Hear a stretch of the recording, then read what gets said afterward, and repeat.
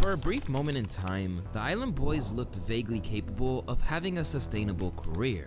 After all, their initial buzz skyrocketed them to the top of everyone's social media feed, pulling in 222 million views on their YouTube videos and over 2 billion views on TikTok alone. But as their true colors began to show, it quickly became clear that their time in the spotlight was running out. From one incident to the other, it seemed like any moment could be their last in the limelight, leading Jack Doherty of all people being the one who predicted their future. Alright Island Boys, what are we about to do? We're about to feed the homeless right now. Yes sir.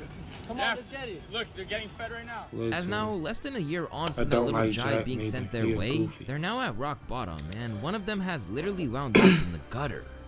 He's getting evicted. He hasn't paid a bill. Even his mom would tell me before. And listen, that's another problem on why you don't use. He's brought Alex's credit down so much while we're in the middle of looking for a house, and it's not even his fault. It's his brother's fault because his brother hasn't paid his car in 4 months, and we could show you guys the voicemails of the car people calling him every single day saying where is his pocket. However, if you take a look back at how they handled their career, it'd be difficult to make the claim that they didn't earn this fate.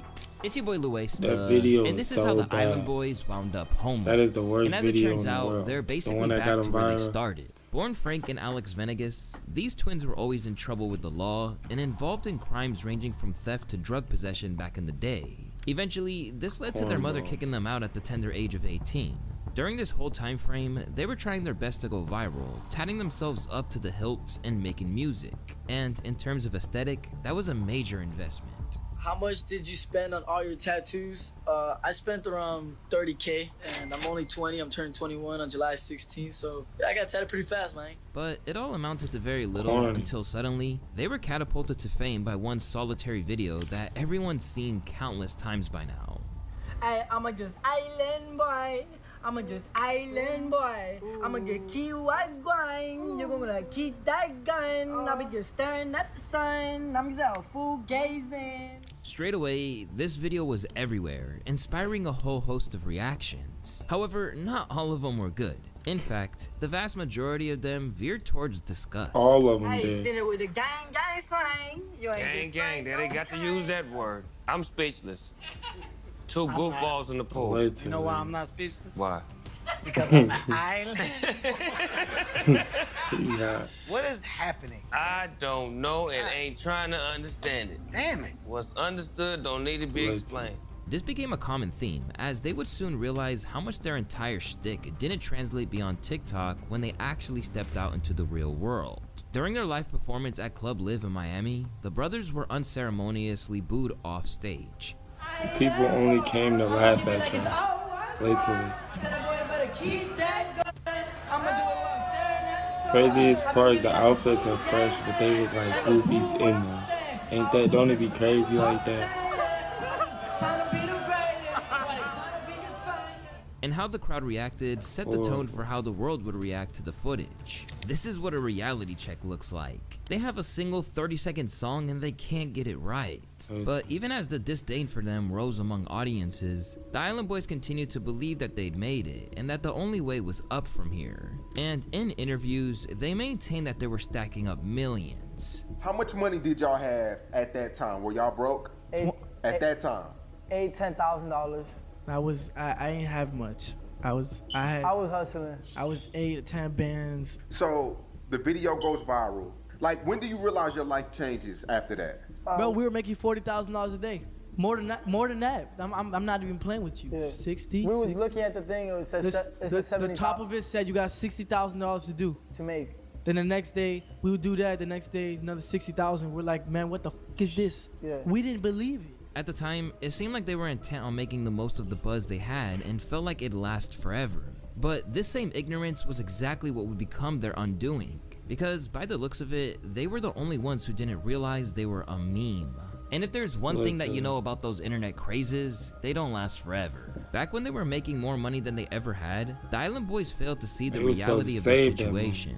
As rather than people being genuinely interested in them or their music, they were just mercilessly laughed at, with even those who brought them onto their platforms being well aware that there was no longevity in what they were doing.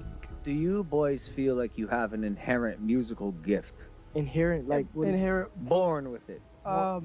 I mean, I've been singing since I was a little kid. He has too. You have that it factor. Yes, I'm a star. And then, when what little audience their actual music had began to wilt, the Island Boys became desperate to monetize whatever they could, no matter the cost or what it did to them. Among the main things that they soon realized was that they needed any exposure they could get. So the duo increasingly became a gimmick. Soon, they began to argue with one another online, manufacturing fake feuds just to try and generate some momentum. I'm a targeted individual. You don't like it because you know I'm targeted. You want to be just like me. Follow the leader. Follow the leader. I made Island Boys. I'm the one that told you let's get in the Airbnb, and I'm the one that made the actual bars. You're a hater. You see, you talk. Then, they tried to open up other revenue streams, namely their Cameo account, where they routinely lashed out at their fans for leaving bad reviews. You guys are not feeling there, man, a promotion at work because you aren't qualified? Sucks for you. It sucks for you. You're not qualified. You're not good enough. And while this is still active, it's a real case study of how much the interest has declined. Because where they were initially selling them for $135, the value has now dropped to $60. And unfortunately for them, they probably need more money than anything. During their brief run of profitability, the Island Boys showed off impressive levels of financial literacy. Because at that time, it seemed like the moment they got anything into their bank account, they spent it almost instantly. Although it's not exactly clear how much they spent, financial expert Graham Stephan estimated how much they dished out on jewelry alone, and the numbers are crazy. All right, so far what I could tell in terms of their resale value of their jewelry, they're wearing $94,000 worth of jewelry. That would be the resale value. And then let's assume that they have another $50,000 worth of other stuff that they're just not including in this. So let's just say they have about $150,000 worth of collectible assets for each of them. So that's how much they have in jewelry, approximately, unless they're just not showing off what else they have. Besides that, they weren't moving wisely either, and it all came down to a naive sense that they could keep riding this wave. This misplaced belief in themselves is what led them to turn down a deal with Kodak Black's Sniper Gang label that would have at least provided them with an advance. He said he wanted to sign me like 10 times. Like I'm a John Hancock this. He want him to like do weird things, like not weird things, but cut his hair. He got mad at me or something like that or something because he stopped like having the same type of energy right when he told me I want you to cut your wigs off because I'm gonna cut my wigs off. But from renting a luxurious crib, Bentleys, and regularly flaunting cash, their whole image became about money, to the point that they got very obnoxious with it, meaning that even those who initially wanted these kids to win would eventually change their tune. Are you guys the Island Boys? Yeah, but we're paying for something real quick. We're paying for something. How much was it? Okay, your total is $534.97. Okay. And this only worsened when they refused to take advice, maintaining a so false sense of corny. Yeah, but security we're that they paying had for everything under control. That's This came so about most lame. infamously during their appearance on the Impulsive podcast. In the latter stages of the interview, George Jenko implied that maybe buying jewelry could be assets in the future, only for them to take issue with it and eventually storm off. I think if God forbid it doesn't go in your guys' direction, for real, I think you guys take all of your jewelry assets and invest it in something. So you guys will never ever be broke again. So I don't think there's ever gonna be a broke situation. But I'm saying like if you guys Jewelry, it can't be worth that much, man. I don't think you're gonna flip that into a retirement. No, you could definitely flip their jewelry into a down payment or something for sure. Let me tell you something, George. Stop talking. We have multiple. Wait, that was. Hey, that was for you guys. Yeah, that wasn't like a hate shot. I don't need financial advice when I probably make more money than you. But that was me being nice. It wasn't me being like an asshole. And despite how badly this reflected upon them, they were certain this was the best thing to do. After all, it meant more clicks. So I wanted to ask you the question, like, do you guys regret walking off that podcast? No, I wouldn't regret it. I went probably 5 times more viral than in that podcast than I probably would have if I just would have had like a regular sit down and talk. And soon, they'd be getting plenty of attention, but for all the wrong reasons, as each incident only chipped away at their already crumbling credibility. Just look at their infamous trip to Johnny Dang's when Kodiak Red was sunned by Sauce Walka, leading his entire gangster image to evaporate almost immediately in the face of a genuine threat. You know what I mean? I'm way more known. You're not way more known to me nothing. You a peanut, your cherry fake, you a pussy, and I was slapping. Stop trying to I ain't argue with you. I'm a real gangster. You was a hoe. Yeah? Yes. But if that got them clowned, it would get much, much worse when they crossed a line. 100% thought they were gonna kiss at the end. So y'all think that it's cool to think about boys kissing each other? And twins too at it? Y'all into the incest and stuff? Look, we came from the same womb, but we don't think like that. You feel me? We're not like that at all. Stop thinking like that. It's weird. Then don't worry about that stuff. Yeah. By July 5th, 2023, the duo launched an OnlyFans where their most loyal fans could pay to see their explicit content. However, things got pretty dark when the pair started enlisting an incest angle to boost the sales. And I really wish I was joking. This was enough to leave normal people and even Adam22 disgusted.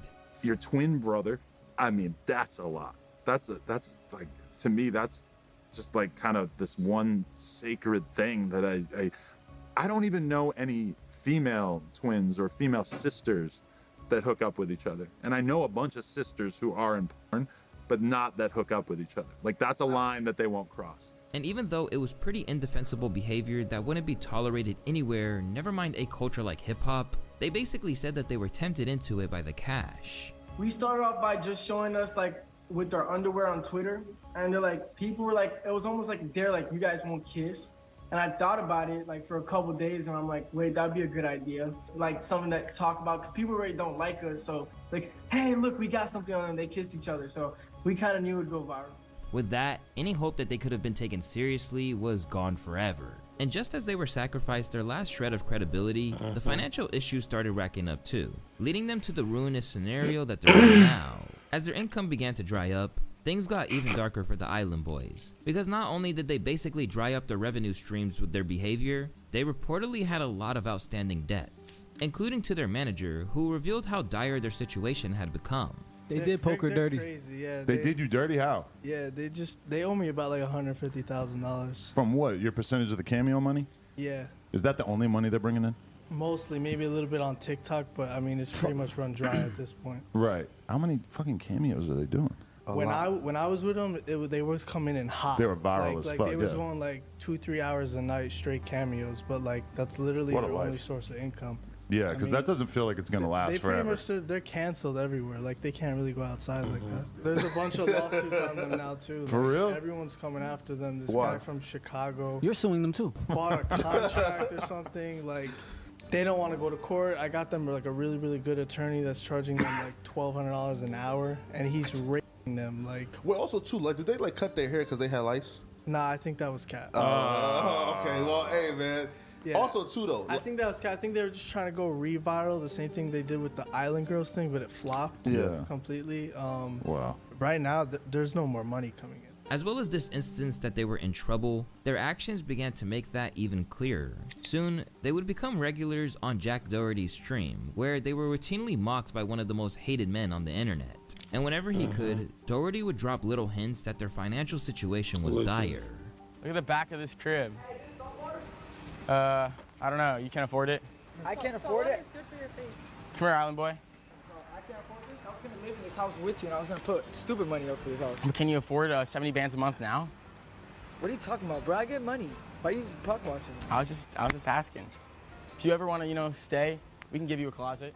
And as their crash outs intensified, it reached the point where they got into a scrap where they were accused of hitting his girlfriend.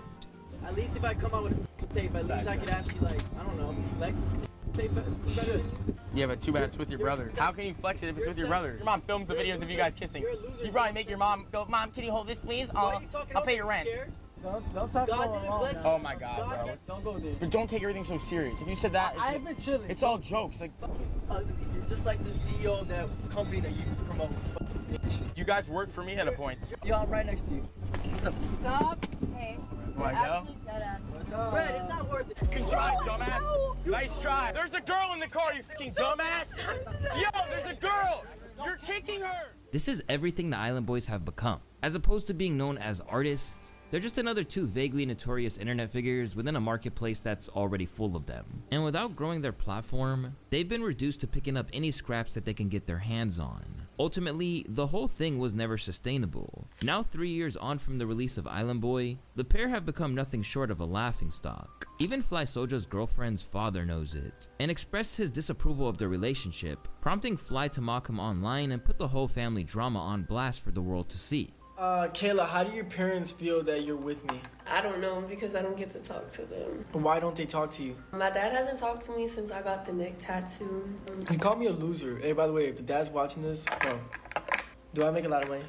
I talk to my mom here and there, but our relationship is always like, Do you like your dad or mom better? my dad. All right, dad, step up, bro. Purely known for drama rather than their discography, the pair have learned nothing from those arrogant early days from their career and have continued to be as obnoxious as ever. When his girlfriend Kayla was pregnant, Fly Soulja made jokes about having to break up with her if she didn't bounce back and lose the weight. And sadly, he is so devoted to social media that even when his newborn baby was in the NICU, he couldn't put the phone down.